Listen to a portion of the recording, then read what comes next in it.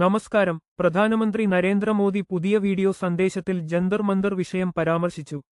ജന്തർ മന്തറിൽ എന്തൊക്കെ സംഭവിച്ചു എന്ന് രാജ്യം മുഴുവൻ കണ്ടതാണെന്ന് അദ്ദേഹം വ്യക്തമാക്കി. സംസ്കാര സമ്പന്നമായ ഒരു സമൂഹത്തിലും സ്ഥാനമില്ലാത്ത ഭാഷയാണ് ചില യുവാക്കൾ ഉപയോഗിച്ചത്. തനിക്കെതിരെ മാത്രമല്ല, അന്തരിച്ച തന്റെ അമ്മയ്ക്കെതിരെയും അധിക്ഷേപങ്ങൾ ഉയർന്നതായി അദ്ദേഹം കൂട്ടിച്ചേർത്തു. ചെറിയ പ്രായത്തിൽ തെറ്റുകൾ സംഭവിക്കാം, അത് തിരുത്താൻ ഇനി അവസരമുണ്ട്. കുട്ടികളെ നേരായ വഴി നടത്തേണ്ടത് നമ്മളാണ്. രാജ്യത്തെ മുന്നോട്ടു നയിക്കാൻ ചേർന്നു നിൽക്കാമെന്ന് കുട്ടികളോട് പ്രധാനമന്ത്രി ആഹ്വാനം ചെയ്തു.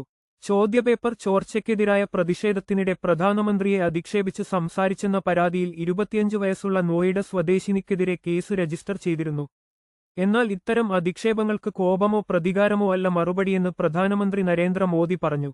അതിനുപകരം തങ്ങളുടെ തെറ്റുകളിൽ നിന്ന് പഠിക്കാൻ ശേഷിയുള്ളവരാണ് യുവാക്കൾ. കുട്ടികളെ ചേർത്തുപിടിച്ച് ശരിയായ വഴി കാണിച്ചുകൊടുക്കേണ്ട സമയമാണെന്നും കോടതി കയറ്റി ശിക്ഷിക്കുന്നതും വേട്ടയാടുന്നതുമല്ല പരിഹാരമെന്നും അദ്ദേഹം വ്യക്തമാക്കി. അധിക്ഷേപം നടത്തിയവരോട് ക്ഷമിക്കാൻ താൻ ആഗ്രഹിക്കുന്നുവെന്നും സമൂഹവും ഇത് സ്വീകരിക്കണമെന്നും പ്രധാനമന്ത്രി അഭ്യർത്ഥിച്ചു.